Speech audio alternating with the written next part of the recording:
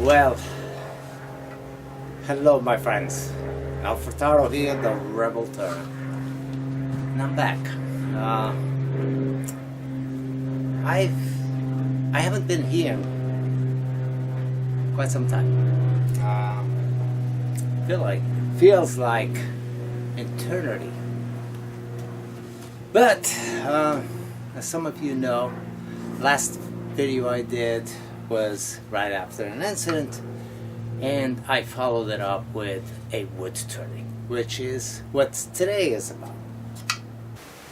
I promised a part 2 of this video, and I can tell you this was the hardest face that I've ever was challenged with, and I'm not sure as to exactly why. I mean, I've done things that were just steep.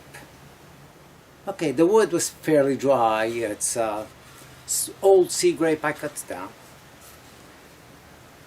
But no matter what I tried my Carter & Son, beautiful tool, stays sharp forever. Tried that in there, and it was probably the one that did work the best for me. But my hollowing tool, going in there, it's very slow biting to get all the way down. I did use it quite a bit, but the cuts were slow. Let's put it this way. And this made it for an extremely long turn. I haven't been on the lathe where I did 6 hours of recording from one single turn, and this one, that's how long it took me to finish it up. At least 3 hours of hollowing this up. But anyway, like I was saying, so many of you did make me aware that the turning turned out exactly what it was supposed to be, which is what my wife had asked for. So therefore, it was a vase. But I'm not going to bore you with showing you the part 2 that I was just rambling on. The part 2 is 3 or 4 hours of me just going in here with multiple tools. Between my longest bow gouge that I got and between the hollowing tool. The hollowing tool did the most of it. I'll probably be running it back here for a little bit in the background of this, just to give you a quick scene. Very boring. I don't show you any real methods of cuts. It's not educational, other than showing you, hey, look what I did, and that's something. So today I'm going to put a little bit of turning because I've missed being on the lathe, and that's what I'm here for. I've missed doing that. And I came out here, and my shop looks like it's been abandoned for a little while. Today I'm going to do a quick, because I wasn't sure what to do. I look at my pieces and I got so many pieces of wood all over the place. Some that my good friend Tom Kuzia has given me when he came over and visited for the first time. And I don't think I'm ready to do that. So I'm going to do something fairly simple that will be a good lesson to you guys. And that will be how to get true corners, front, back, side, on your lathe in the method that I mount things on. I did promise a little turning on this. Okay, so this point is perfect.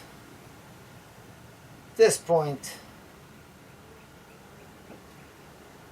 okay, I can see that it could go, oh, a fraction of an inch. We're not even going to touch that. This I think is a little bit more though.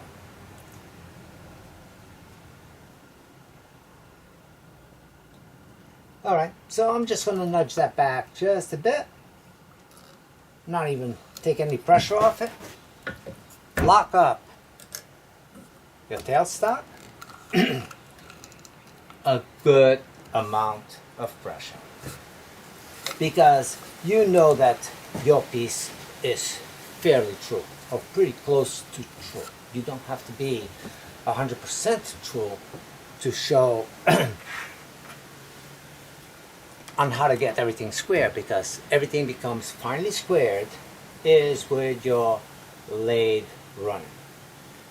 So seeing that I got good amount of pressure back here, it's not up against my jaws, my headstock, my live center is buried in there. It is buried in there. Never take it for granted when you're doing this method of turning as something being secure for whatever purposes. So anyway, set up your tool rest. Like I said, mine is a little bit low, but by the time I get my angle, I'm riding in the center. And that's a rule that you should follow. And the first thing you do is you're going to plane this off with true on all four corners. Lathe is slow, always start the lathe slow, and then increase the speed as you see your lathe is doing. If you have just a Reeves drive, set it up at the lowest speed and see how that goes.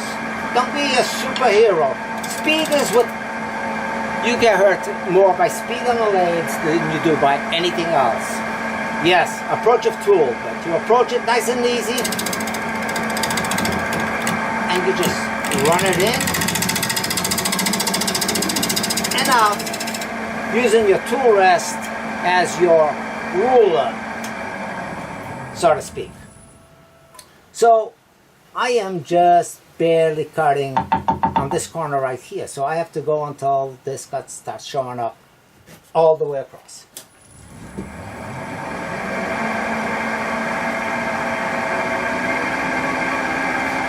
Speed 1000 RPM on this particular case.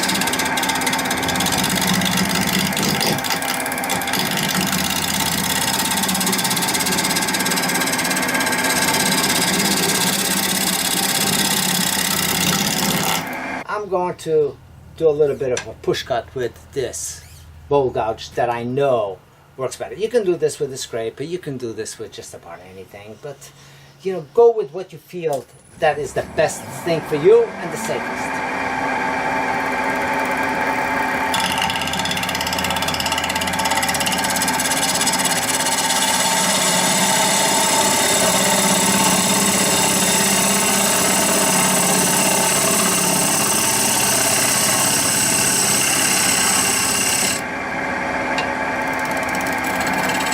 Now what I just did there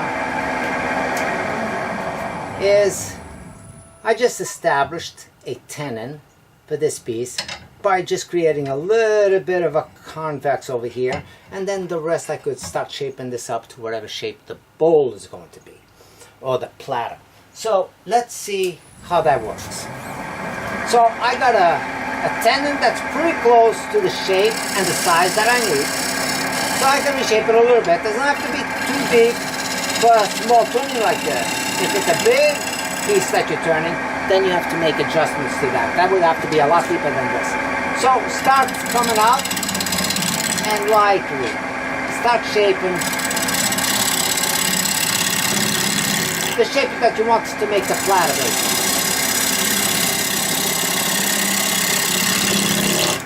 And I'm just doing kind of a shear cut.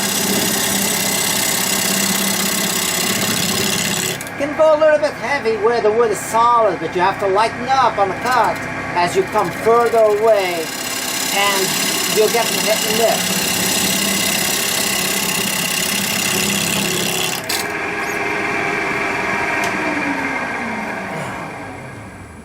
Again, like always, be looking at what's happening with your cut, what's coming behind. You might like something that you're seeing at that particular moment that might inspire you to follow through that way. So looking at this as I was digging in, it's like, okay, I kind of am liking this a little bit of a deep dish on this area and not just a gradual out, but now I have to play with the outside and see how do I want it. So I can come nice and easy from that and just grab this as my deepest point and transition this whole piece over just from here, which I think will look nice.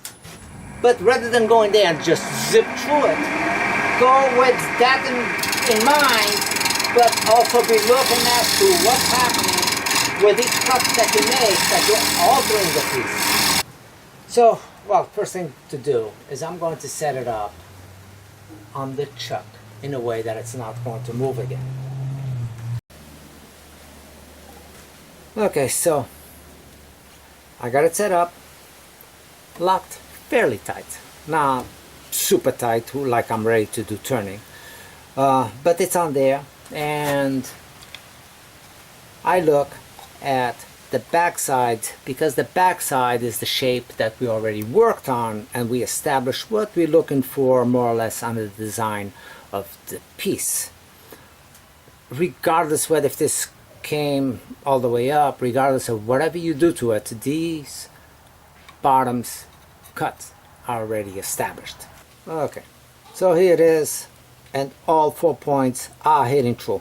If they weren't hitting true, I would just tap this so little, your bottom would still be making contact, which it is, and that's why it's true. But if not, you would just nudge it that little bit and make sure that everything you do here is already true, and you're going to come from the front. Therefore, regardless of what this is, it's going to come back as to this profile that's already back here. So with that, make sure that it's nice and tight. And it's a tenon. Whenever I have a tenon, I mean, I always prefer a tenon over a mortise. Because a mortise, you know, wants to expand things, and which expansion on wood is crack. A tenon is always to contract and to squeeze together like a clamp. So therefore, it's adding strength to the piece of wood, regardless of how you look at it. So that's locked, and the lathe before I was running about 1000 RPM or so. So here it is, come at the back in, you screw up the whole piece.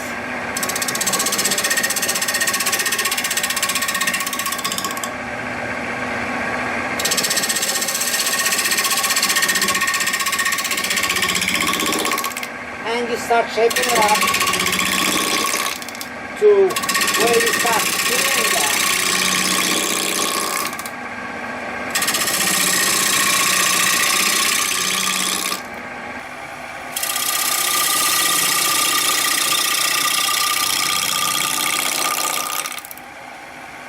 So you stop once in a while and you see how's it going, how much do I have to go, and you still seeing everything is following up as you think it should. Oh, let me see if I can go back in here with finding my push cut, I guess. I need to be able to do a push cut on this if I'm going to get this clean. And I know I just discussed that a little bit, and I feel that I should be able to do that.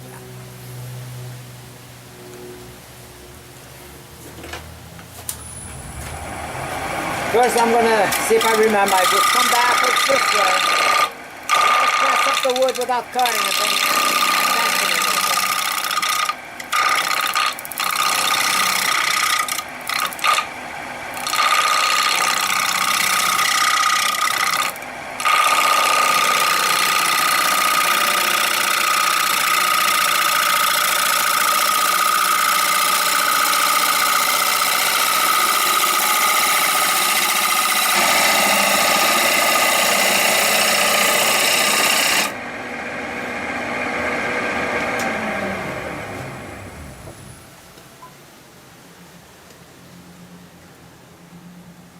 Already the cut looks a lot better than it did on the back side with just this first practice cut on the push cut.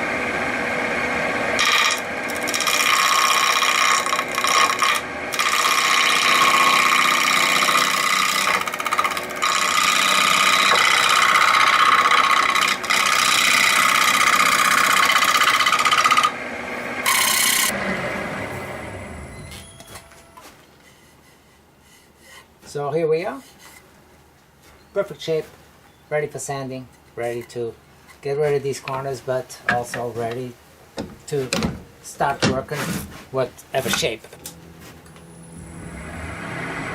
Tool rest is fairly close. Establish my first little bit of a cut and see how far off I am towards the inside. Turn my tool around. Why am I losing speed? Okay, sped it up a little bit. Let's turn my tool and start establishing somewhat of a bowl.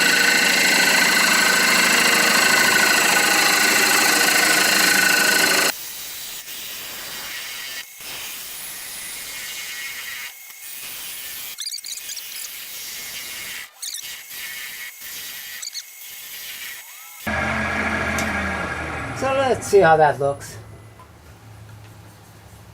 Okay, the profile out here is a little bit deeper, so I need to take off some from this.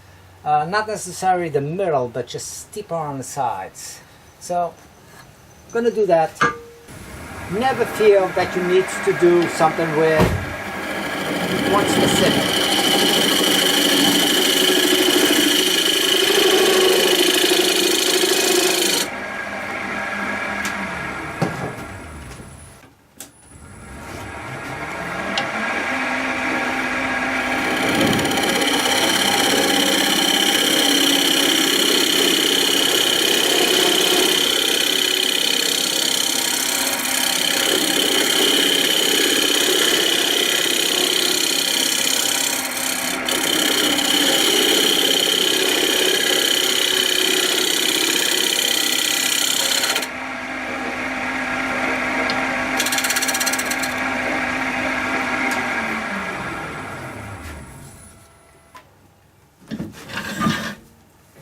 Anyway, this technically is ready for sanding.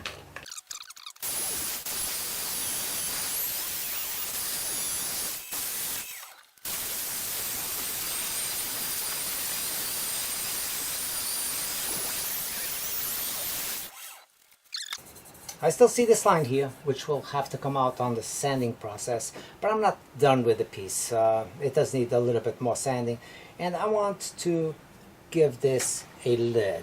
So, giving it a lid is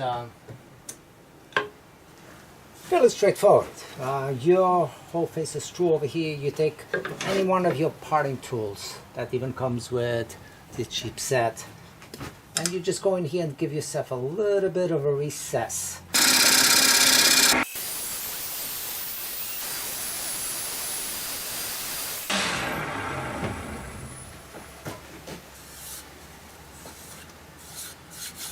Okay, well, I think this side is good. The thickness is a little bit on the heavy side because the wings are so fragile, so light. You want to keep a little bit of weight to the piece. So by doing that, you know, the piece seems with more substance and probably a little bit more desirable than something that's so light that feels like it's going to float away. Again, probably a personal preference, not something that I've ever read or heard of. Just a now thing. Well, at this point, this front would definitely be deserving to get a little bit of a Yorkshire grit. And you know, there's a lot of products out there, Yorkshire grit, and you know, some people you know, swear by the combination of the Yorkshire grit and the Hampshire sheen, and I don't doubt the quality of either. But me being who I am, okay, and insisting that you don't need this, you don't need that, that's the only reason why I don't mention much of them. The only one I do mention quite a bit of is the Yorkshire grit, because I don't know, there might be something that's equivalent out there in the market, but I haven't seen anything that's equivalent to it on the market. and for such a useful aid. Because before doing this, I only discovered I could make things shine was by applying sanding sealer and wet sanding it, and that's what established my finish. If I didn't use sanding sealer, I would still have to go up to the 600 grit and then wet sand, and I would establish a nice shine. Since this came around, sometimes I will only sand 220, maybe 320, but the majority is 220, and then I use this product and I let it sand. Let me say, okay, yeah, I only send it to that, but I gotta say the cuts to start off were in pretty good. So you know, I'm not saying for you to go out and only send your pieces to that. And maybe I shouldn't even say that I, you know, because it's unfair that I'm saying, oh, I only sent to 320. Look at the finish. That's not what I meant to say or what I meant to do. Is I'm talking about the product. I feel that the product, just sending to the way I do, okay, I get good results. So it saved me a lot of time on sanding, mixing of the sanding sealer, having water around my lathe. It's a product that I would endorse. If I can't get a shine on it, I know why it didn't get the shine. Is because I didn't spend enough time on the cut sanding process or whatever, and some woods do react different from others. My preferred method is the rub shine, the OB shine juice combination, and I use that probably 90% of the time. Anyway, so I've applied a little bit of the actually a little bit on the heavy side this time because it's a small piece and I want to get a nice hand buffing on this. So it's been on here for a minute or so, buffing. And you're really not buffing, you're wiping down all that Yorkshire grit that you just stirred up. And what's happening with that Yorkshire grit as the molecules start heating up and the friction, they start becoming finer and finer and finer. So you're starting off with a grit that's maybe 300 grit or so, but within a minute of that, not even, it will do the rest of the cut. Now it won't get rid of deep tool marks or, you know, if you have areas that are not sanded to what 300 you know, or at least, at the very least of a 220 grit acceptance, then, you know, this is not going to get rid of it. If you need to go back, get rid of some deeper gouges and start off with your 120 grit or 80 grits to get rid of that and work it up again, this would give you that finish after 220. But if you do have some dull spots that you weren't able to get rid of from you know, raised wood, well, you can forget about this being able to do it. Really pretty and nice piece with nice edging all the way across and a nice finish for just a Yorkshire grit.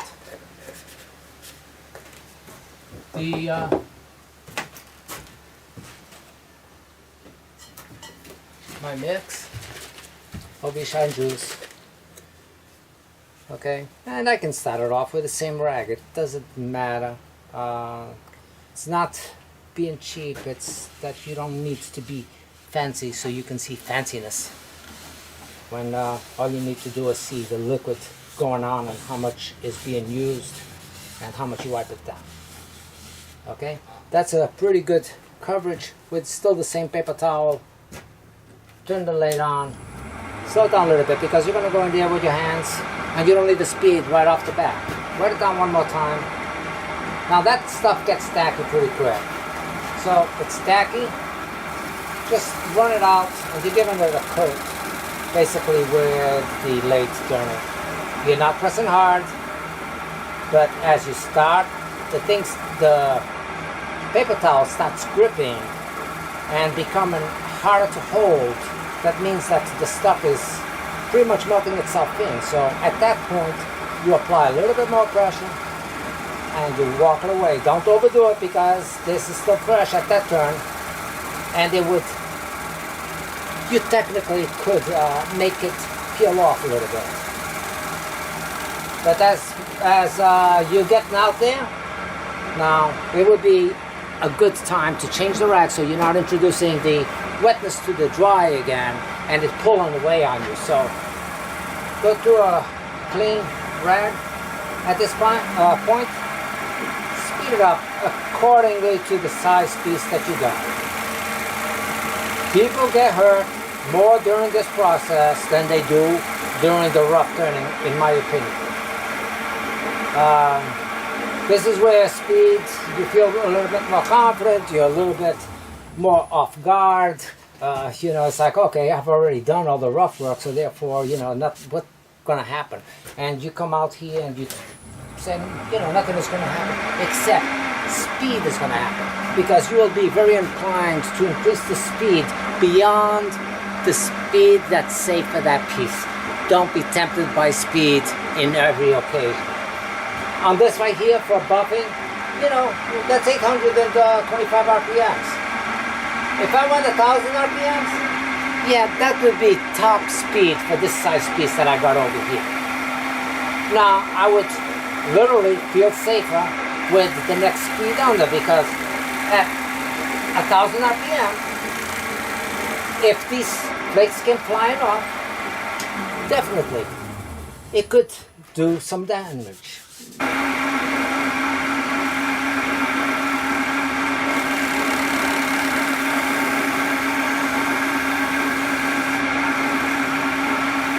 Okay,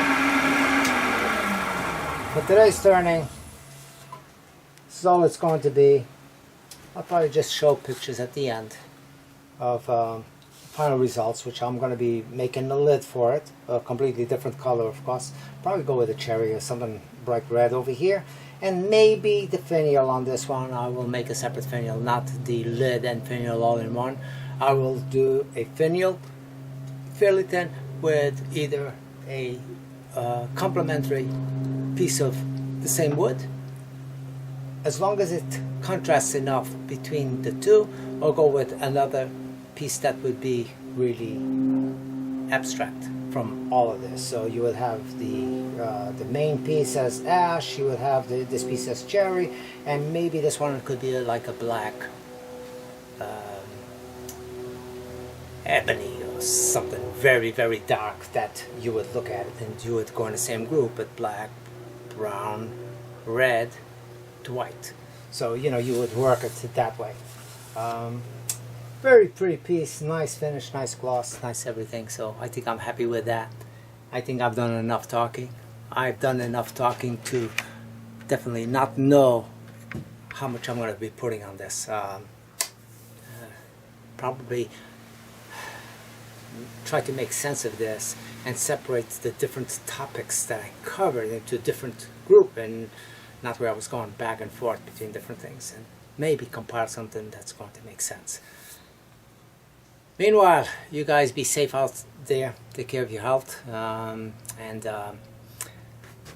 you know, I wanted to start this.